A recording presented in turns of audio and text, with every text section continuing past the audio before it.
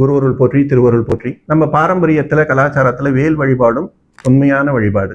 எப்படி முருகப்பெருமான் வழிபாடும் தொன்மையானதோ அது மாதிரி வேல் வழிபாடும் தொன்மையானது. நக்கீரர் அவரை ஒரு பூதம் ஒரு குகையில அடைச்சிருக்கும் போது, அவரோட சேர்த்து 1000 பேர் அடைச்சிருக்கும் போது, அவர் திருமுருகாற்றுப்படை பாடின போது வேல் தான் அந்த குகையோட அந்த மூடி இருந்த அந்த பாறைகள் எல்லாம் உடைச்சு அவங்க எல்லாரையும் விடுதலை பண்ணினது அப்படின்னு ஒரு சரித்திரம் இருக்கு. வேலாயுதத்திற்கு சக்தி ஆயுதம் அப்படின்னு இன்னொரு பேர் இருக்கு. அதாவது அடியவர்களுக்கு அது அருளும் போது அது ஞானவேல், கொடியவர்களை சிக்ஷை செய்யும் பொழுது அது தீரவேல், வீரவேல். அதுக்கு ஏன் சக்தி ஆயுதம் அப்படின்னு பேர்னா, அது பராசக்தி முருகப்பெருமானுக்கு கொடுத்தது. இப்ப நம்ம திருவண்ணாமலை பரம்பொருள் கேலரியிலேருந்து வேலை வாங்கி வச்சிட்டோம், நம்ம பூஜை அறையில வச்சிருக்கோம். அதை பூஜை பண்ணணும்னா எப்படி பண்ணணும் அப்படின்னு கேட்டிங்கன்னா, இயன்ற அளவு முறைப்படி தினமும் நம்ம வேலை வழிபட வேண்டும். எப்படி முறையா பண்ணணும் அப்படிங்கிறத பத்தி நம்ம ஏற்கனவே ஒரு பதிவு போட்டிருக்கோம், அதை பார்த்து நீங்க தெரிஞ்சுக்கலாம். இப்ப என்னெல்லாம் துதிகள் இருக்கு அப்படின்னா, திரும்பவும் நமக்கு உதவவே அருணை மாமுனிவர் அருணகிரிநாதர் வருகிறார். வேல் வகுப்பு அப்படின்னு அவர், வேல் விருத்தம் அப்படின்னு அவர் பாடியிருக்கிறார் வேலை பத்தி. இதுல வேல் வகுப்பை பத்தி ரொம்ப சக்தியா எல்லாரும் சொல்லுவாங்க. வேல் வகுப்புக்கு பலே வகுப்புன்னு ஒரு பேரும் இருக்கு. ப அப்படிங்கிற எழுத்துல ஆரம்பிச்சு லே அப்படிங்கிற எழுத்துல முடியும், அதனால பலே வகுப்புன்னு பேரு. மொத்தம் 16 கன்னிகள் அப்படின்னு சொல்ற மாதிரி 16 சென்டென்சஸ்ல அந்த வேல் வகுப்பு வரும். நீங்க வேல் வகுப்பை மட்டும் பாராயணம் பண்ணணும் அப்படின்னு நீங்க நினைச்சீங்கன்னா அதை தனியா பண்ணாதீங்க.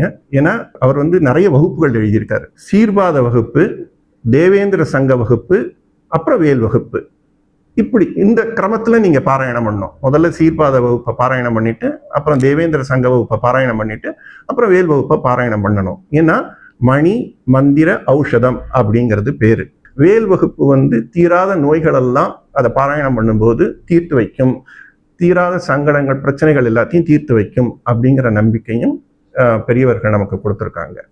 இன்னொரு பக்கத்துல இந்த வேல் வகுப்பையே வள்ளிமலை சுவாமிகள் வேல்மாறல் மந்திரமாக நமக்கு முறைப்படுத்தி அதை நமக்கு கொடுத்திருக்கிறார். இந்த வேல்மாறல் மந்திரத்தை நம்ம ஒரு தடவை ஜெபிச்சா கூட போதும், அளவற்ற அரிய பலன்களை தரக்கூடியது இந்த வேல்மாறல் மந்திரம்.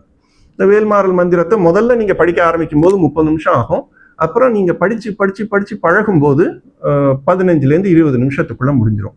இந்த முறையில நீங்க பூஜை பண்ணலாம் வேலை. இப்ப வடமொழியில எடுத்துக்கிட்டோம்னா, ஆதிசங்கரர் நமக்கு வேலுக்குன்னே தனியா ஒரு ஸ்லோகம் அருளி இருக்கிறார். சக்தே பஜேத்வாம் ஜகதோ ஜனித்ரீம் சுகஸ்ய தாத்ரீம் பிரணதாத்ரி ஹந்திரீம் நமோ நமஸ்தே குஹஹஸ்தபூஷே பூயோ நமஸ்தே ஹிருதி சன்னி தத்ஸ்வ அப்படிங்கிற மாதிரி நமக்கு ஒரு வடமொழி ஸ்லோகமும் இருக்கு.